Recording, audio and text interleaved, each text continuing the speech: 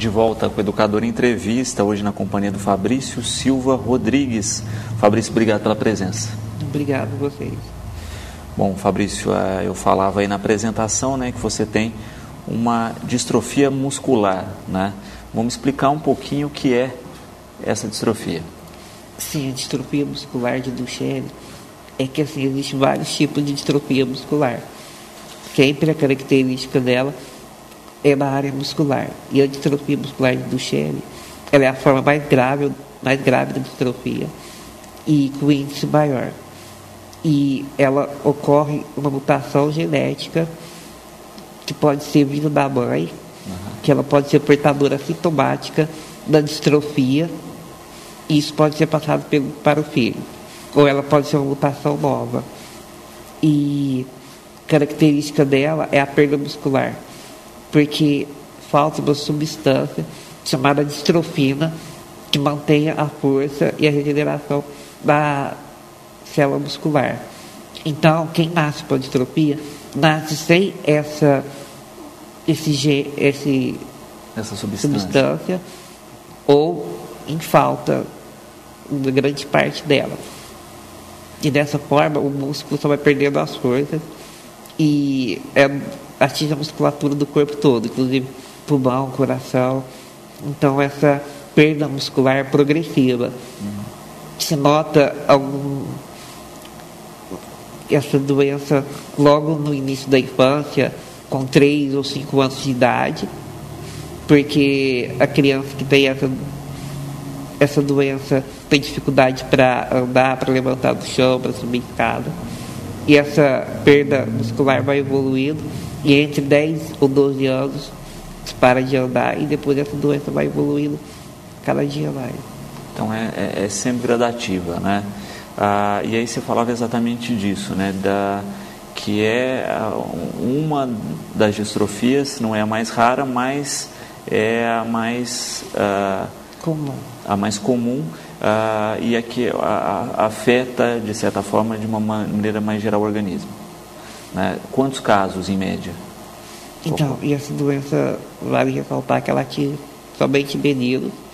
Então, o índice é entre 3 mil nascido masculino. 1 para cada 3 mil. Isso dá em torno de 113 por ano no Brasil. Que é um número altíssimo, se a gente é um for número bem alto. Né? E aí não existe um tratamento eficiente nesse caso, né? São só paliativos. Isso, não existe um tratamento eficaz hoje em dia. Embora muitas pesquisas estão caminhando para isso, inclusive célula-tronco, mas hoje não existe. Hoje o tratamento mesmo é fisioterapia, que para garantir uma melhor qualidade de vida e para ver se diminui as deformidades que vão ganhando ao longo do tempo, e medicamentos que tentam de alguma forma prolongar essa perda muscular. Exatamente. Para diminuir essa perda. Pensando nessa questão, né? Você convive, você está com que idade hoje, Fabrício? 31 anos. 31 anos. Conviveu a vida inteira com esse problema, tendo que se adaptar sempre a ele, né? A gente vê que hoje você tem que, inclusive, utilizar a máscara de respiração exatamente por isso. Vai perdendo a musculatura, inclusive, ao redor do pulmão, que dificulta a parte respiratória. Isso. Então, assim, conviver com essa doença, eu acho que é algo muito complicado. Eu costumo dizer assim, que o bom que isso vai acontecendo assim, gradativamente. Então, não é uma forma assim, que a gente já tem um baque, de uma forma você já está sem movimento. Não, isso é gradativamente. E com isso a gente vai assimilando e se adaptando a cada estágio da doença. E hoje eu uso a máscara para respirar, que eu uso o aparelho BiPAP, praticamente 24 horas. Só tiro para higiene e alimentação. Nesse sentido, a gente vê que a tecnologia auxiliou um pouco nessa questão paliativa, né? Se a gente fosse pensar no passado, que não havia esse tipo de equipamento, a qualidade de vida, né, do paciente com essa enfermidade e também a sobrevida era muito curta. Isso. Não só melhorou a qualidade de vida, como a sobrevida. Porque os pacientes costumavam morrer em torno de... chegavam nem a 20 anos de idade. e hoje se ganha 10 anos a mais ou 20 anos a mais usando o BIPAP, que auxilia na respiração. Inclusive, o meu irmão também tinha distrofia muscular de Duchenne, e na época não tinha esse auxílio, e eu me lembro assim que ele sofria muito de falta de ar, era bem sofrido, eu acho que era bem sofrido essa época. Agora o sofrimento diminuiu bastante. O seu irmão veio a falecer com que idade? Com 21 anos. Com 21 anos. Realmente pensando nessa questão, né, a gente fica, né, e diariamente a gente vê isso aqui no programa, né, as pessoas reclamando da sua qualidade de vida, né, dos problemas que enfrentam, e aí quando a gente vê um caso como o seu, a gente vê que, né, os nossos problemas diários não são nada, né, perto do que você enfrenta ao longo da sua rotina. Você teve mais um irmão com Duchenne e tem uma irmã com síndrome de Down. Isso. Eu tive um irmão com Duchenne porque a mãe que tem essa mutação genética corre o risco de 50% de chance de ter os filhos masculino com distrofia. Agora, minha irmã nasceu com síndrome de Down porque foi vontade de Deus mesmo. Como é que foi para você esse processo mesmo, né? De ter, porque você coloca bem isso, olha, eu não tive o impacto de uma alteração na vida, a gente vai se adaptando aos poucos, mas mesmo para essas adaptações é complicado, né? Você conseguiu frequentar a escola, como é que foi esse processo de vida? Então, uma dificuldade que a gente acaba enfrentando, que eu percebo assim, todos os portadores acabam enfrentando, é uma dificuldade na escola, porque inclusive adaptações, a escola ainda não estão preparadas para receber esse tipo de portadores, e há mesmo uma dificuldade assim, que as outras crianças acabam rindo, porque a gente tem dificuldade de andar, da forma da gente andar, e isso, acho que é uma forma um momento muito difícil para a gente enfrentar, porque a gente ainda é criança, não tem essa noção. E o que eu mais sofri foi o preconceito na escola. E isso me fez parar logo no começo. Logo na primeira série do primeiro grau, eu já estudei uma parte só, a metade do ano, e acabei assim saindo, porque eu pedia muito para minha mãe para sair da escola. E eu tive uma dificuldade também para aprender, de concentrar, de me dedicar mesmo à escola. E com isso eu deixei a escola, eu nem tinha aprendido a ler e escrever. Eu fui aprender a ler e escrever em casa com 13 anos de idade. Mas ainda assim foi uma questão até dessa rotina escolar, né, que não estava pronta para a questão do básico, né, desde a acessibilidade, a trabalhar a questão especificamente. Hoje a gente vê que as escolas estão melhorando essa questão, mas tem uma caminhada longa ainda nesse sentido. Tem uma caminhada longa, porque hoje, embora se fale muito da inclusão, da adaptação da escola aos portadores, ainda não aconteceu, não ocorre isso na maioria da escola, que pelo que eu percebo, assim, pelos que os portadores me relatam, pelas dificuldades. E como é que foi esse processo de aprendizagem em casa, né? Você disse que aprendeu a ler e escrever aos 13 anos. Isso. Como é que foi o processo? Com os 13 anos chegou-se um momento que eu percebi quanto me fazia falta e que eu precisava mesmo de aprender a ler e escrever, porque isso eu acho que é uma forma de eu socializar, aprender mais, conhecer as coisas, porque acho que é muito difícil. Quando a gente não sabe ler, ficar pedindo para as pessoas para ler, para entender as coisas. E quando eu me decidi mesmo que eu queria aprender a ler e escrever, eu acho que eu comecei a aprender fácil. E eram meus primos, minhas primas que me ajudavam, me ensinando sempre um pouco. Perfeito. Bom, e o Fabrício, depois dos 13 aí desse processo de aprender a ler e escrever, já tem inclusive publicações. E a gente fala desses livros logo após o intervalo, aqui no Educador Entrevista. E você pode interagir com a gente pelo 3662-6002 e pelo msntvducador@hotmail.com, tá certo? Rápido intervalo, na sequência eu volto com o Fabrício, respondendo a perguntas já que tem aqui dos espectadores. É rapidinho.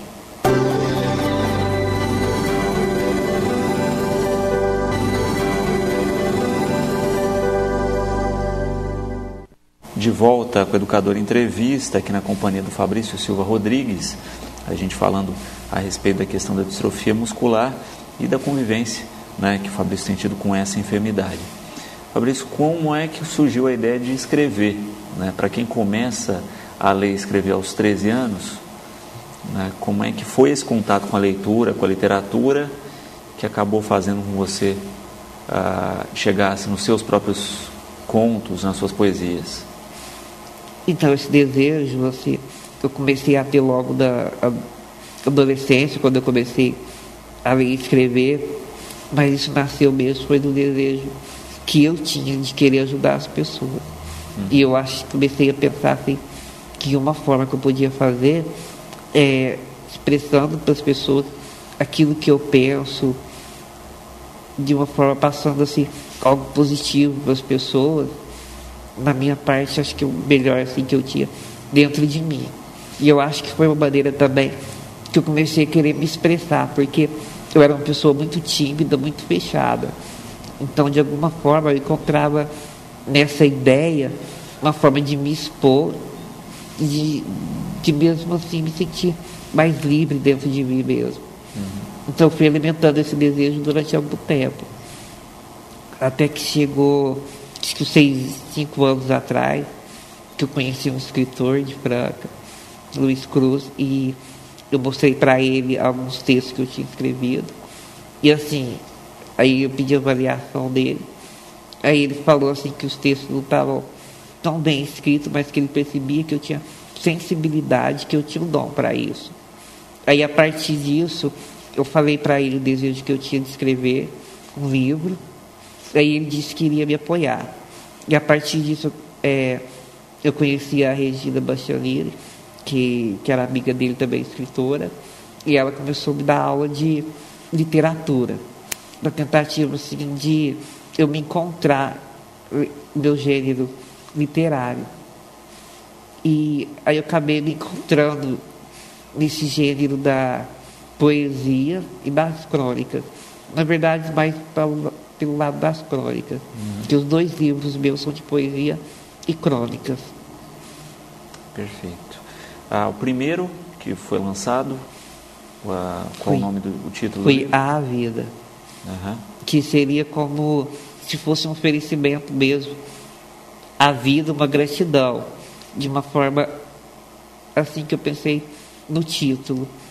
E ele foi escrito, eu acho que cada livro retrata um momento. Eu acho que a vida retrata a descoberta e a gratidão pela vida, apesar de todos os limites. E eu acho que o voo representa mais um momento assim que eu estava passando pela minha vida, que era o momento que eu queria mesmo me libertar, me sentir livre, voar realmente. E vamos contar um pouquinho dessa tua experiência de vida também, né? Hoje você está vivendo uma comunidade. Isso, hoje eu estou vivendo uma comunidade, mas assim, eu tive dificuldade assim, de conviver com minha mãe, mas pelo lado de que após a morte do meu irmão ela começou a ter depressão e passar por algumas dificuldades emocionais. E isso ao longo dos anos foi deixando assim meio ela sem condição de estar cuidando de mim, porque para quem cuida, acho que é algo muito desgastante, porque as necessidades são muito grandes. E eu acho que ao tempo ela foi se desgastando, chegou um período que ela não tinha condição de cuidar de mim. E aos 28 anos eu mudei para a casa do meu pai, e por ele trabalhar muito, ter algumas dificuldades assim, de adaptação com a família, com as minhas dificuldades e a forma dele viver, acabou sendo viável eu continuar com ele. E o desejo dele era assim, que a minha mãe assumisse mesmo a posição de cuidar de mim, mas ela não tinha condições. Aí foi quando eu conheci o meu amigo, o João Lucas, que eu conheci pelo Facebook. E um dia que eu precisava de alguém para ficar comigo, ele se ofereceu, e a partir daí ele morou um mês comigo cuidando de mim. Ele assim, largou do serviço dele, largou de tudo, porque na época eu tinha que ter enfermeiro 24 horas, tinha que arcar com essa despesa, tinha pessoas que me ajudavam. Aí ele disse que cuidaria de mim, que eu poderia dispensar esses enfermeiros, e aí ele passou a cuidar de mim. E logo depois a gente resolveu que eu iria para a casa dele, e um tempo depois a gente passou a viver só eu e ele, e agora ele fundou uma comunidade, e a qual eu moro lá com ele. É impressionante. Isso com uma pessoa que você conheceu pela internet? Isso foi pelo Facebook. Mas eu falo assim que é algo parece meio doido, porque eu não conhecia ele não me conhecia. E eu acho que a internet é uma dificuldade dela, de você confiar nas pessoas. Sem dúvida.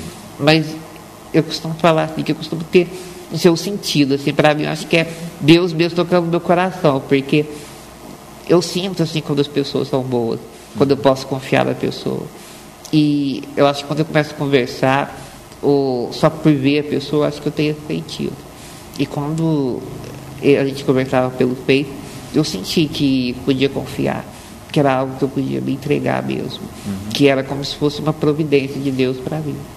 Sem dúvida. Não tenho a menor dúvida disso, né?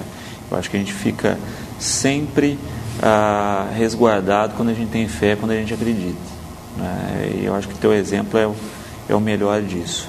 Jordana está dizendo que você é um exemplo para todos nós, que às vezes temos pequenos problemas e desistimos diante dos primeiros obstáculos. Continue sendo essa pessoa guerreira e que Deus abençoe toda a sua existência. Com certeza você deve ser o orgulho para muita gente que lhe admira. Tá certo? Certo. Obrigado pelas considerações. Você começou a fazer esse trabalho ligado à literatura, está no terceiro livro, né? Qual é a ideia desse terceiro livro? Esse terceiro livro é uma autobiografia, onde eu estou contando a minha história de descoberta da doença, as dificuldades, aquilo que eu precisei vencer, toda a minha história de vida está relatada nesse livro. O José Carlos aqui, ele fala exatamente disso, né? Você descobre a doença de maneira muito precoce, né? O seu irmão deve ter manifestado primeiro, então já foi uma continuação. Como é que é explicar para uma criança, como é que foi para você entender esse processo? Eu acho que isso é uma parte muito complicada. Eu percebo assim que as mães sofrem muito desse estágio, assim, de saber como contar para a criança. E pelo que eu percebo, assim, a maioria das mães agem como a minha, assim, tenta evitar o máximo de relatar isso. Mas é uma coisa assim que a gente vai notando, porque eu percebia que as outras crianças andavam diferente, que elas conseguiam brincar, e eu perguntava para minha mãe, por que eu ando diferente? Por que eu não consigo brincar? Por que as pessoas, as crianças me excluem de brincadeiras que tem que correr, que exigem esforços físicos? E acho que a gente vai notando isso. E aos poucos que a gente vai tomando consciência, a gente percebe que algo está errado. E eu acho que é algo que parte mesmo do portador, que ele começa a pressionar a mãe, perguntando o que está de errado. E eu acho que chega um momento que, mesmo que seja difícil para a mãe relatar isso, que ela tem que relatar. Mas eu acho que isso sempre é relatado parcialmente. Eu acho que ela não tem coragem de dizer o que é. Também uma criança não vai ter, acho que, a capacidade de assimilar tudo isso.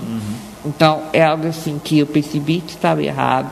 E a minha mãe, de uma forma, falava assim, que eu tinha algum probleminha nas pernas, que logo eu iria melhorar, que isso ia passar. Só que aí chegou um estágio que, como meu irmão era mais velho, que eu percebia que ele tinha os mesmos sintomas que eu e que ele parou de andar. Aí isso, de uma forma assim, me fez pensar assim, que eu teria o mesmo problema que ele, porque realmente a doença foi descoberta nele. E acho que eu só tomei consciência da doença da adolescência, quando eu tive mesmo acesso à internet e pesquisava informação sobre a doença.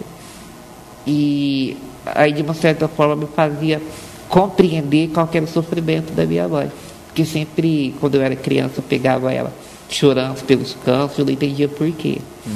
E quando eu descobri a verdade, eu acho que foi um momento muito difícil, porque se pensa-se que eu vou ter pouco tempo de vida e que eu tenho que aproveitar o máximo.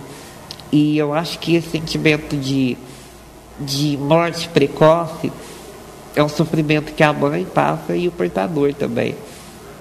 E, inclusive, na época se passava uma ideia de pouco tempo de vida, E eu acho que isso era a parte mais difícil, de dar com o medo da morte. Eu acho assim que a morte é algo natural. Todos podem sair por aí e morrer, mas eu acho que você trazer essa consciência que você pode morrer por uma doença a qualquer momento, eu acho que isso é o pior da doença. Não, e dessa forma a gente compreende qualquer mãe nesse caso, né, porque eu acho que independente de qualquer coisa, toda mãe vai ter esperança em uma cura, mesmo que a ciência diga que não é possível, né? E da mesma forma que se você acreditasse nessa questão, né, do curto espaço de tempo, você não teria chegado à idade que tem hoje, né? Sendo claro nesse sentido mesmo, né? Muitas vezes as previsões da ciência tão distantes do que é a batalha e a luta da realidade mesmo, diária, né? É que a gente, assim que convive com essa doença, costuma dizer assim, que existem 3 fases da doença, é mesmo portador e principalmente para a mãe. Eu acho que aquele momento que você descobre, que você sofre pelaquela descoberta, que você chora, não conforma, não quer aceitar. E existe aquele momento que você começa a assimilar e perceber que encontrar de alguma forma dentro de você uma esperança. Então existe aquela fase que a gente passa, que é a fase de lutar, a fase de ir atrás, de acreditar numa doença, numa cura, quer dizer. E a gente passou por essa fase. Então, hoje, apesar de ter essa consciência, eu não me detenho dessa consciência de às vezes eu vou morrer ou não.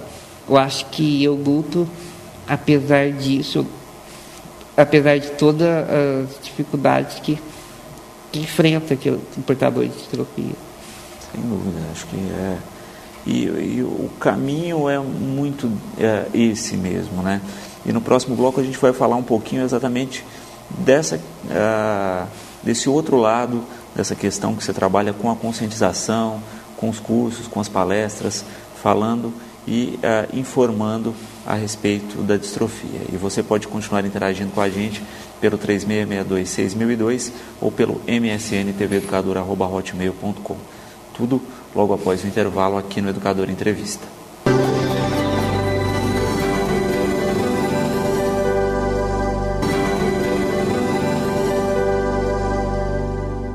De volta com o Educador Entrevista, 4º bloco, na companhia de Fabrício Silva Rodrigues. A gente está falando aqui de distrofia muscular, contando um pouquinho da história do Fabrício, né, e da sua luta contra a distrofia e com a convivência da distrofia, né?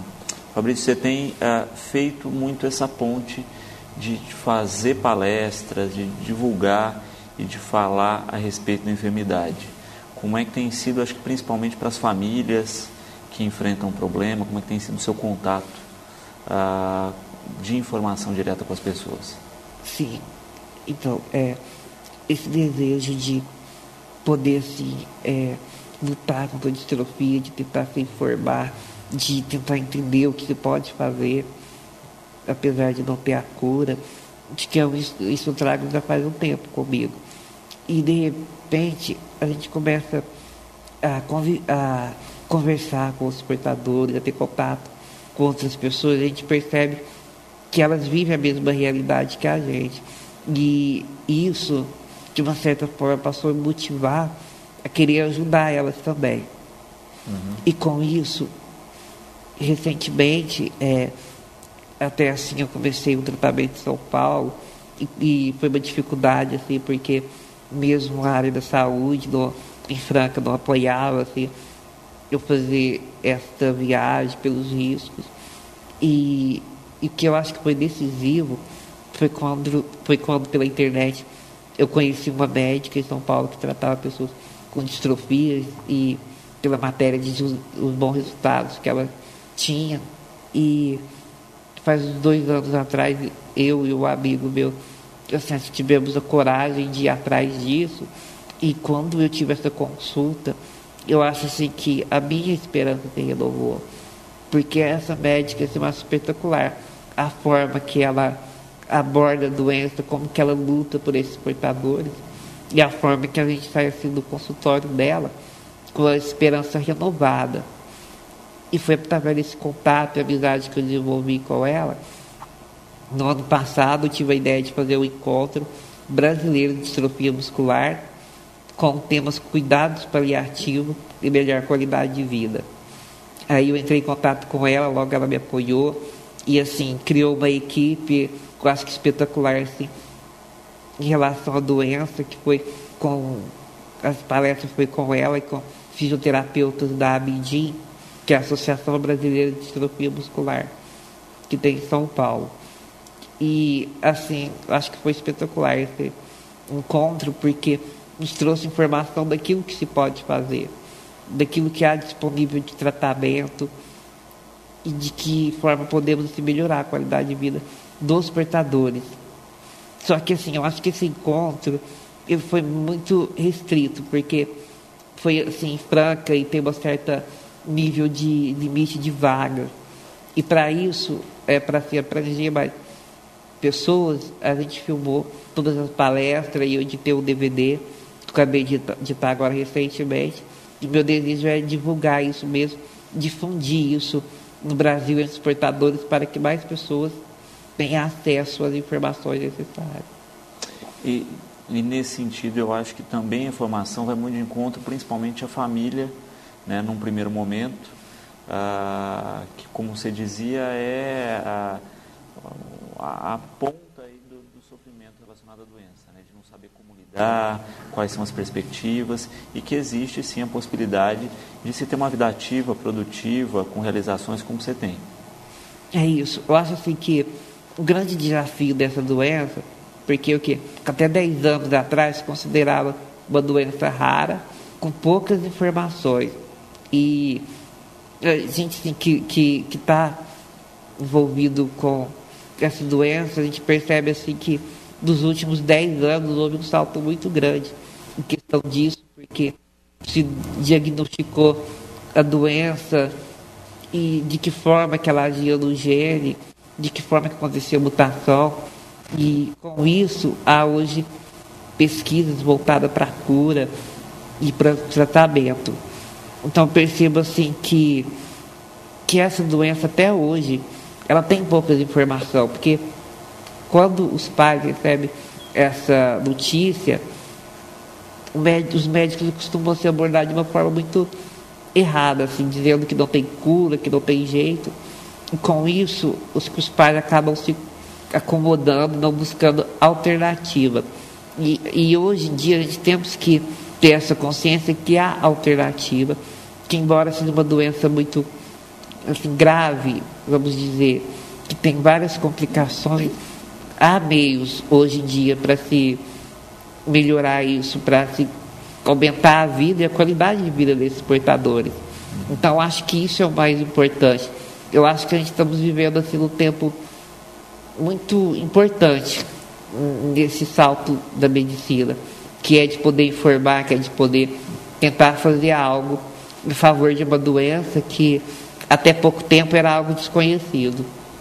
E a gente acaba vendo isso, né? A maioria boa parte das doenças, hoje não diria a maioria, mas você vai pegar uma diabetes, né? Não tem cura também, o sujeito convive com ela ao longo de toda a vida, tomando medidas para que ela não se agrave. O próprio HIV hoje não tem cura, a pessoa tem uma série de rotinas para que a doença não se agrave. Então a gente tem cada vez mais na nossa sociedade doenças em que você convive e não cura a doença, né? E que as pessoas estão aprendendo a viver de maneira harmônica, para se é o termo certo de se dizer, de se conviver com as doenças, e nesse caso, principalmente das doenças degenerativas, há de certa forma esse preconceito grande mesmo, inclusive da parte médica, de já dar uma sentença de morte ao invés de elaborar uma questão de trabalho e de tratamento em cima da questão. Não sei se pensa assim também. Não, exatamente isso. Eu acho que hoje a visão das doenças degenerativas tem mudado.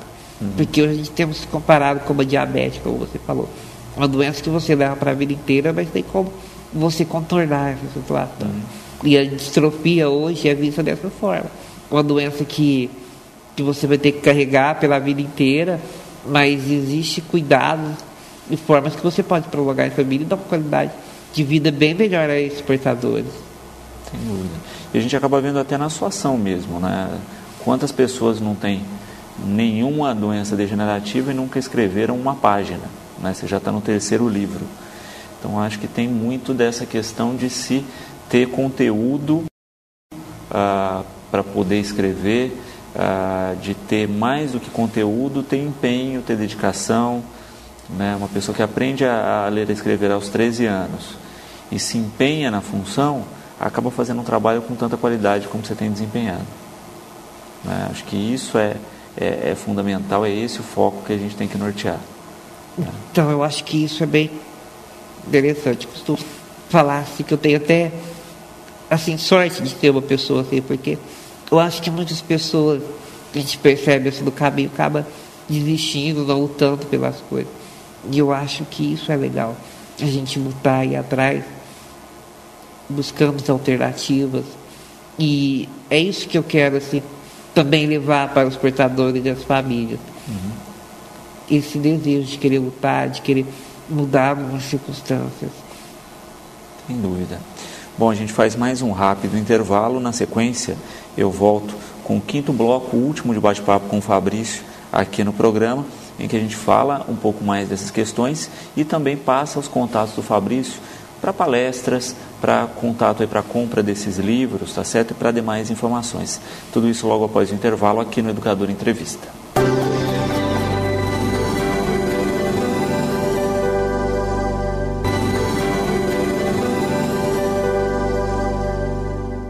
De volta com o Educador Entrevista, ao lado do Fabrício Silva Rodrigues, a gente falando aqui de DMD, né, da distrofia muscular do Duchenne. E aqui a gente está tô online aqui também no site, que a gente divulga daqui a pouco para vocês conhecerem um pouco mais dessa questão. Fabrício, existe famílias que têm dificuldade em identificar a distrofia nos filhos? Bom, hoje em dia isso tem melhorado muito, porque, como eu disse, assim, que essa questão genética tem melhorado e a forma de diagnosticar essa doença. E, assim, hoje os médicos costumam se perceber pelos sintomas e existem exames hoje específicos para identificar a doença. Então, hoje as pessoas não têm tanta dificuldade, não. A Alice pergunta se em exame, tipo teste do pezinho, já é feito identificação ou não? Não, não é feito. O exame que tem que ser feito tem que ser biópsia muscular, exame de DNA. Agora existe exame de sangue também, que identifica, mas não é feito o exame de pezinho, não. Porque só quando se percebe os sintomas que se faz o exame voltado para esse sentido. Perfeito. Porque no caso do pezinho a gente vê que em algumas enfermidades específicas, né, se entra com uma ação, seja medicamentosa, seja tratamento, que minimiza os efeitos. No caso da distrofia não há como ainda, né, não há um trabalho em cima disso. Não, hoje em dia se trata muito com corticoide, mas se inicia logo que se identifica a doença, com a criança logo com 5 anos por aí já identifica a doença hoje em dia. Então, assim, cada vez mais cedo que se iniciar o tratamento que hoje é feito com corticoide, é melhor, porque hoje se ganha o quê? 4, 5 anos a mais de força muscular usando corticoide. Só que eu nunca usei o corticoide, né, quando criança, eu passei a usar agora. Perfeito. Bom, você falou também que existe uma dificuldade de contato entre os portadores, né? Como não existe uma associação, não existe algo focado, então essa questão da descoberta do contato e até da troca de informações é limitada. Hoje, no Brasil, existe assim, 2 associações de referência, que é uma do Rio de Janeiro e outra em São Paulo. Mas, embora hoje se ache uma estatística de portadores, a gente não tem contato com esses portadores, porque muitos portadores estão assim desinformados, não têm contato mesmo, vivem assim na sua cidade, na sua região mesmo, e não temos a informação desses portadores. Então, inclusive, assim, se alguém conhecer algum portador, pedir para entrar em contato, para a gente poder estar informando essas pessoas que não têm acesso a nenhuma informação. Perfeito, a gente vai passar os contatos daqui a pouco, Deixa eu continuar com as perguntas dos espectadores. Ricardo, parabenizando você por toda a energia que transmite a todos nós, e falando exatamente qual foi o maior desafio para você na hora de escrever. Na hora de escrever, acho que o maior desafio primeiro foi conseguir expressar aquilo que eu sentia, porque por eu ser tímido eu tinha medo de expressar as pessoas que eu sentia. Eu acho que lidar com sentimentos às vezes é um pouco complicado, porque quando você está escrevendo, você lida com sentimentos de dor, de medo, de alegria, de felicidade. Eu acho que coordenar tudo isso e colocar aquilo que você sente no papel, escrito, eu acho que é muito complicado, porque eu costumo dizer assim que quando eu estou escrevendo, parece que o meu sentimento é tão intenso, tão forte, que eu não consigo traduzir em palavras, embora se tente, se esforce. Eu acho que isso é a maior dificuldade de escrever. Perfeito. Nesse livro novo que está em produção aí, que é uma autobiografia, como é que é também repensar a vida, né? Porque eu acho que uma autobiografia ela é desafiante nisso, né? Porque a gente começa a selecionar os pontos. Eu ouvi um escritor uma vez que dizia isso, né? Uma autobiografia nunca é plena, porque você acaba tendo que selecionar momentos, né? Como é que é essa questão intensa de estar o tempo inteiro recuperando o passado, pensando sobre ele, refletindo e colocando no papel. Eu acredito que até hoje, assim, ter escrevido esses livros e tudo que eu fiz, eu acho que o maior desafio meu é esse, porque eu acho que lidar com o passado é muito complicado. Assim, existem lembranças boas, existem coisas boas, mas eu acho que a minha vida sempre foi mais de experiências difíceis, e eu acho que lidar com isso é muito difícil. Inclusive, assim, eu não terminei de escrever o livro, acho que por isso, porque tem momentos que é muito difícil de relembrar. Eu acho que traz, de uma certa forma, o sentimento que eu vivi naquele momento. Eu acho que isso tem sido mais difícil. E também selecionar aquilo que é mais relevante. Mas, assim, nesse livro eu estou colocando muitas coisas, eu acho que importantes da minha vida, que retrata praticamente ela, eu acho, assim, toda. Eu acho que esse livro está sendo bem retratado, e eu estou tentando, assim, em cada história, ser bem detalhista, tentando se passar para o leitor aquilo realmente que eu senti no momento, não só o fato em si. Acho que estou tentando, assim, transmitir os sentimentos vividos. Então acho que esse livro vai ser melhor do que esses dois, assim, para mim. Sem dúvida. O André perguntando aqui que processo que você usa para escrever, né? Já que a distrofia atrapalha aí na questão, que tipo de ferramenta que você utiliza? Então, para escrever eu uso o computador, e para isso a gente fez algumas adaptações, porque em casa eu fico a maioria do tempo na cama, porque eu não consigo ficar muito na cadeira de roda, e aí a gente colocou uma adaptação para colocar o monitor acima da minha cama, inclinado para o meu lado, aí eu deito virado para cima, para o lado dele, e então ele fica na minha frente, e aí a gente adapta uma forma de colocar o mouse na minha mão, e aí eu uso só o dedo indicador, porque hoje eu tenho movimento só das mãos, praticamente só o dedo indicador. Então eu adapto uma forma de mexer nele, de conseguir, e aí eu coloco o programa computador para o mouse ficar mais sensível, e aí eu coloco um teclado virtual na tela, no qual eu vou clicando tecla por tecla com a direção do mouse. Então também tem essa questão da velocidade limitada, né? Eu acho que a gente acaba refletindo ainda mais, e o texto também acaba sendo mais elaborado, né, Fabrício? Acho que sim, às vezes eu acho que é difícil isso, porque quando eu estou escrevendo parece que o raciocínio é muito mais rápido do que com as minhas mãos, então acho que isso é algo que estressa um pouco, porque a gente quer escrever rapidinho, mas assim, até que eu escrevo bem rápido, assim. Todo mundo fala assim que eu escrevo rápido, questão de ser da forma que eu escrevo. Tá, e os telefones na tela, 9205-4307 ou 3725-7244, né? fabriciosr@hotmail.com. Isso. É o contato por e-mail, né? Para o pessoal que quer adquirir os livros, também são esses contatos, Fabrício? Também são esses contatos. Eu queria ressaltar que, inclusive, agora eu estou me preparando para abrir uma associação, mas não são voltadas para distrofia, mas para abranger todo tipo de deficiência física, para poder ajudar mais número de pessoas. Eu estou assim super animado com isso e eu estou cheio de projetos. Logo então já vai estar aberto essa associação e eu vou poder ir atrás para ajudar mais pessoas.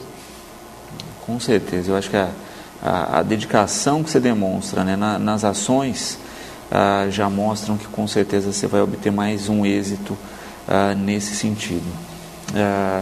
Então, para quem quiser adquirir os livros, também o mesmo contato, tá certo? 9205-4307 ou 3725-7244, lembrando que o DDD é 16, já que é a cidade de Franca, ou fabriciosr@hotmail.com, e também tem o site, né, www.encontrodmd.com.br, encontrodmd.com.br, para ter informações aí sobre a distrofia muscular do Duchenne.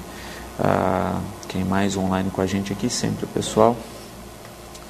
Luciana, né? Fabrício, essa sua força é emocionante e faz com que paremos para pensar em nossa vida, no sentido que damos a ela.